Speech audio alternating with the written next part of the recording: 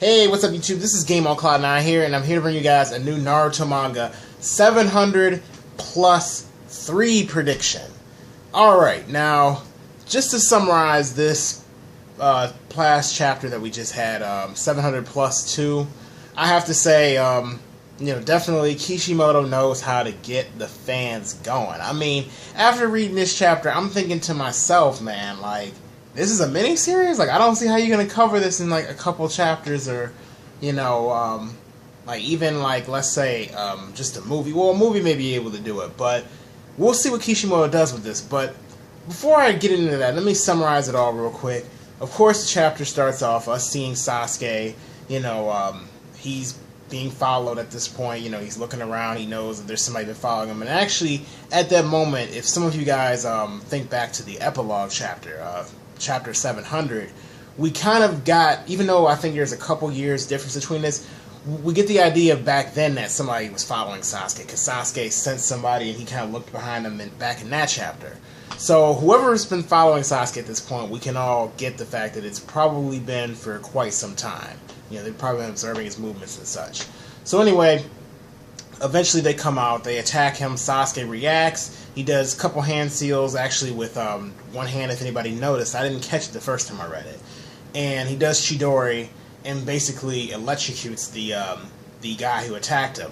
And lo and behold, we end up seeing who it was. There's a guy with an Uchiha crest symbol, and he gets up, turns around, and the guy has Sharingan in both eyes. Sasuke looked just as shocked as probably all of us were. Like, what the heck? What is this? So, anyway, the guy darts off, and that's pretty much the end of Sasuke's major part in the chapter.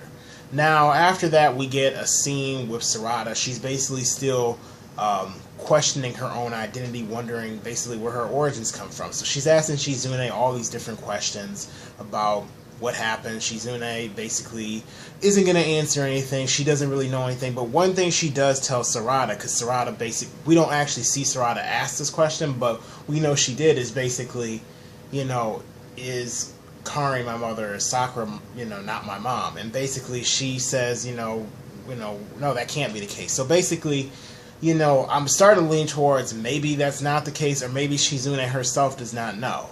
But one thing that Sarada points out that we did not know is the fact that her birth records are completely like non-existent in Konoha. Like, nobody knows her, or not nobody, but none of her stuff is documented. And as we know, currently now in the Naruto verse, they're beyond just having scrolls on some information. I mean, granted, they had technology before Naruto. They had telephones, cars, and all that, and they had some computers and whatnot. But now, I mean, they're touchscreening now. They're doing all the other crazy, wacky stuff. So for them not to have her birth records in that period of time, yeah, that definitely is kind of weird.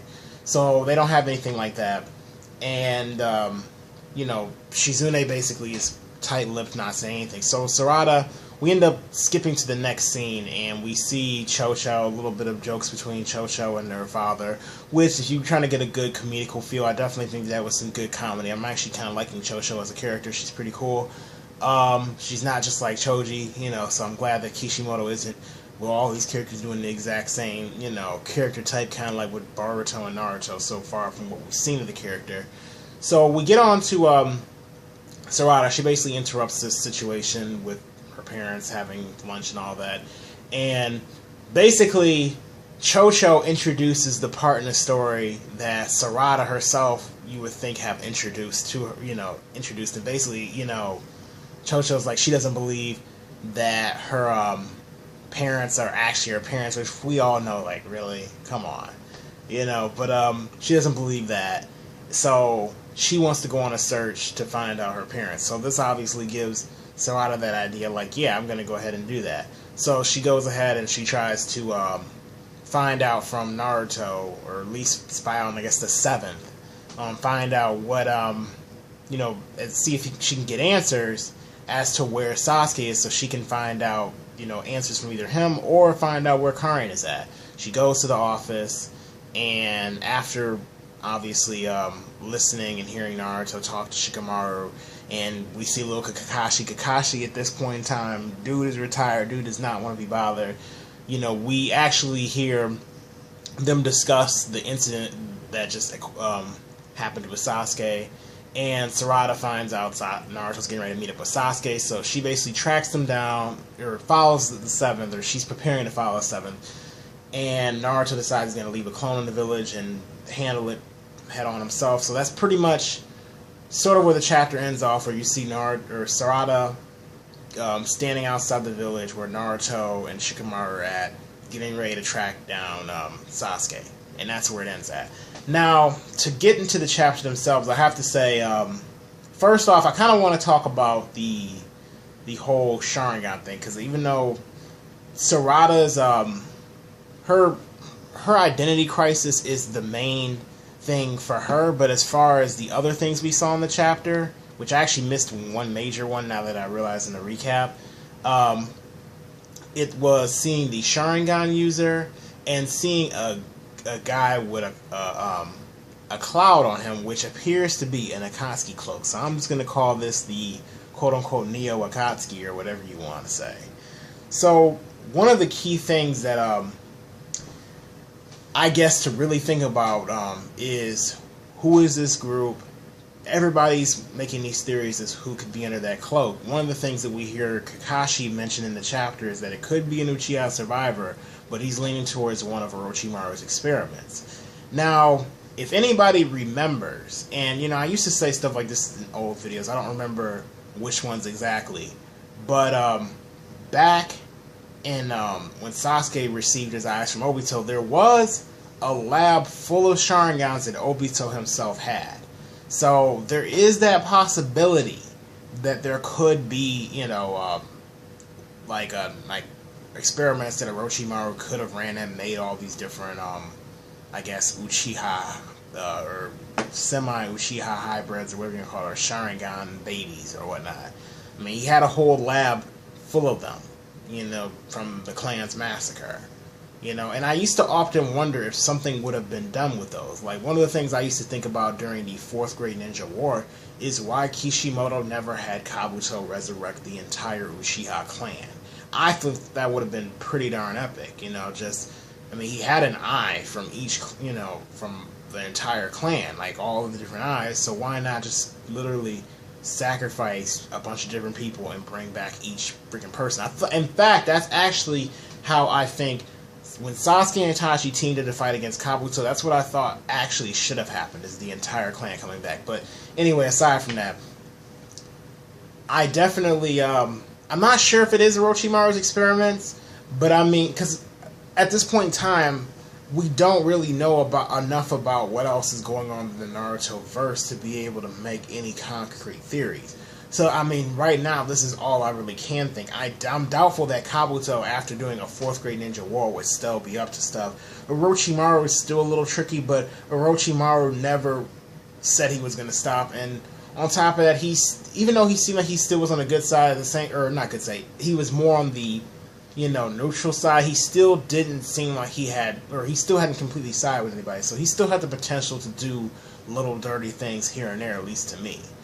But as far as who's under the cloak, man, that's as good as guess as anybody. It can't be Obito. People are guessing Shisui, but I can't see why it would be Shisui. Yes, everybody's talking about how the guy mentioned Itachi in this chapter, several times. The guy with the Sharingan. But I do not think that this particular guy, I doubt he knew Itachi. And even in this, in the guy in the cloak, he might have known Itachi, but at the same time, kind of wonder if maybe they just know Itachi's ideals, kind of like they know about him in history, so they respect Itachi himself. If we're gonna just go based on dead people, I'm like, hey, you might as well make it Neji, revive Neji. Now, granted, Neji didn't necessarily care about, or didn't ever show any care about the character Itachi. In fact, they never had any interaction throughout the course of the story. But hey, that would at least mix it up and have, make it kind of like a climactic thing for Boruto to fight against this guy or whatnot. Or even give Naruto some shock value. But even that doesn't make any sense. Like, anybody who you can think of does not really make a lot of sense to be in a hooded cloak. I feel like Itachi had, towards the end of the series, became more of an ideal, even for Sasuke. Itachi was what Sasuke called the true Hokage.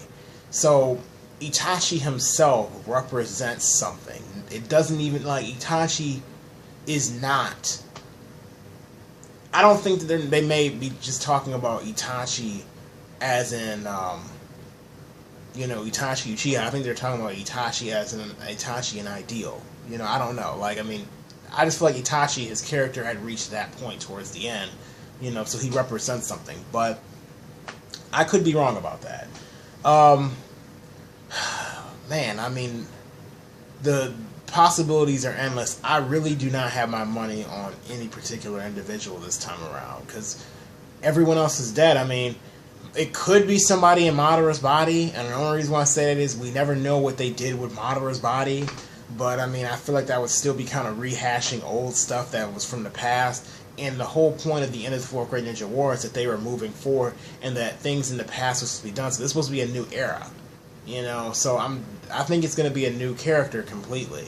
They may have connections to things in the old, but maybe it was somebody who Itachi had known on his journey or something when he was in the Akatsuki, and they were upset by what happened to Itachi, and therefore they're picking this up. It could be Suigetsu. I mean, I know people laugh about me and Suigetsu, the whole Suigetsu and Kizaru thing. So I think I probably got a lot of people cracking up right now, but I'm just saying at this point, anybody's guess is good. Now, to get onto the whole Sarada thing with her parents and whatnot, what I think, I've seen some theories out here. I think Sawyer said this, but I'm not sure. It may have been Sawyer. I may have seen this in the comments. That, it's possible Sarada isn't related to either Sakura or Sasuke biologically. It is possible that she could literally be the product of Suigetsu and Karin. And maybe they died, and as a result, Sasuke took this baby that died and gave it to Sakura in order for them to quote-unquote take care of, although it makes no sense. The fact that he didn't even, make an attempt to really take care of her. I mean, heck, dude has never even called her up on the phone, and they got cell phones. That's evident now in Naruto. So it's like, okay, you could have at least did that. I don't care about your phone. You got Chidori to charge it. But, yeah, Sasuke, that could have been a possibility that happened, especially since she has the glasses. There's definitely something crazy about her birth, because the fact that they would erase it from Konoha records, and it may not even be that they erased it, but it may be that, she probably was born outside of the village, so it could be the theory that probably everybody wants, where as simple as Sasuke having a baby with Karin and dropping the kid off.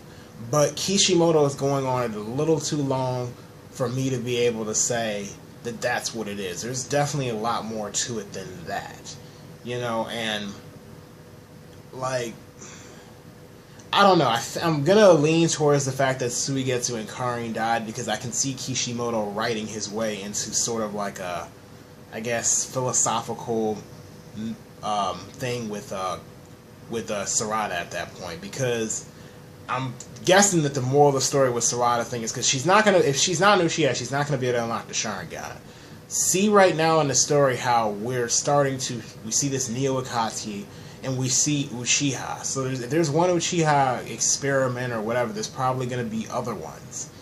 And I could definitely see it being a thing to where when Sarada sees all this or whatever, she's probably going to somehow feel even more of a loss of identity, especially since she sees her, she's seeing around her, like even Mitsuki, when you see him in this chapter, he's talking with Chocho, and he's talking with Sarada, and he notices off rip, of course, Chocho, she's an Akamichi just based on appearance, but Sarada, she didn't notice she noticed it based on the crest.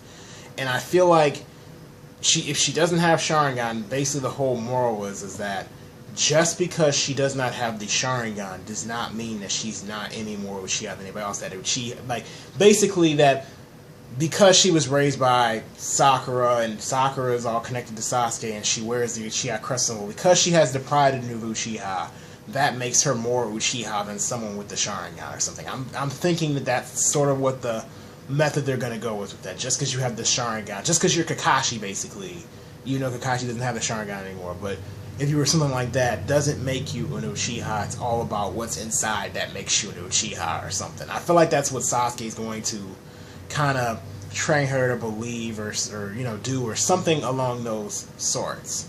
That's where I think they're going with it. So I don't think that Sakura birthed her, but I'm thinking if that's the case, then Sasuke probably isn't the biological father either, even though he looks like her, or she looks like him, I should say, a little bit.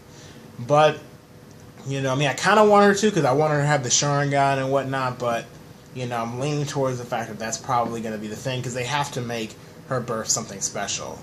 But let me know what you guys think about this whole Neo Akatsuki thing now. Do you think that there's more of them, or do you think it's just this one guy leading a group of people? Who do you think it is, if you have any theories to who you think it is? And as far as with Sarada, let me know what you guys think about, more theories on her as to what you think it is. Now that we have a little bit more information, we know that her birth is all secret and whatnot. And, yeah. Oh, one more thing, guys. I mentioned this in my last video. If you guys are interested in reading a really cool manga series, or actually 2 good manga series, I've been in the process of making a manga series myself, as well as one other mangaka that I know, and we actually have them on my website called Shining Otaku. I definitely would appreciate if you guys checked it out, and also check out the fan pages down below. Give us a like, guys. I'd gladly appreciate it on the fan page, as well as give me a like on the video, and subscribe as well. So anyway, let me know your guys' theories. My rating for this chapter is going to definitely be Jonin level, and that will be all, guys. So anyway, have a great day, and I will see you guys next week, or I may actually make a crossover battles video. So I'm leaning towards doing one for Hunter x Hunter. I haven't done one for Hunter x Hunter. Actually, what I've really been thinking about doing was a video between Kaneki and Shinichi, a crossover battle. But I'm not sure if it's too fair, but I may do it anyway. So let me know what you guys think about that one. I'll make the video. Actually, I could do it tomorrow. I don't have anything to do tomorrow. So anyway, I'll see you guys later.